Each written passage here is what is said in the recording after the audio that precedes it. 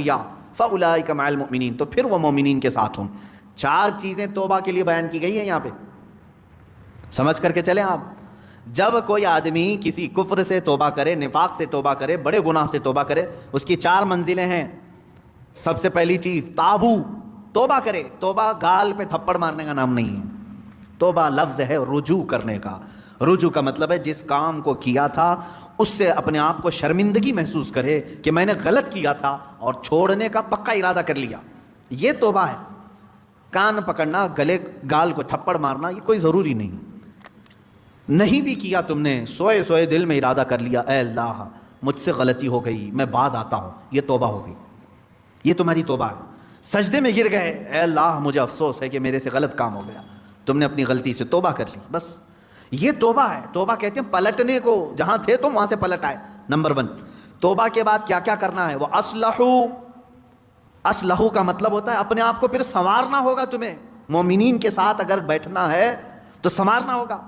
اسی لیے اس آیت کے ذریعے سے مفسرین فرماتے ہیں کوئی اگر توبہ کرتا ہے کسی چیز سے، فوراً اس پر اعتبار مت کرو، 6 مہینے انتظار کر کے دیکھو کہ سنورا کہ نہیں سنورا، اپنے آپ کی اصلاح کیا کہ نہیں۔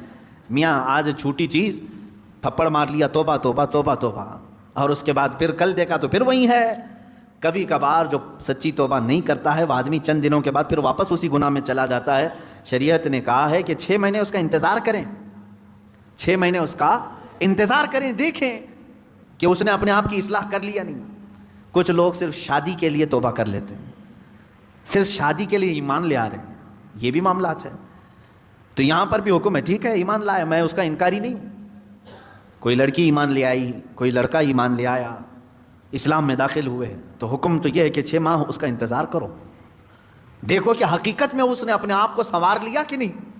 ارے ادھر صبح توبہ کیا، دوپہر میں نکاح کی محفل بیٹھ گئی، پھر شام میں پتہ چلا کہ ہو گیا، اب واپس چلو اپنے دھرم میں، یہ تو دھوکہ دینا ہوا۔ تو اصلاح کرنا اپنے آپ کی، یہ توبہ کی دوسری منزل ہے۔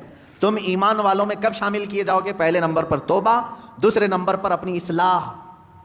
وہ یوں ہی سمجھ لیں زخم ہو گیا تھا، ہاتھ میں زخم ہو گیا تھا، پھوڑی ہو گئی تھی، پھٹ گیا، گئے ڈاکٹر کے پاس، کس کام کے لیے؟ علاج کے لیے۔ اب وہاں 2 چیزیں ہیں،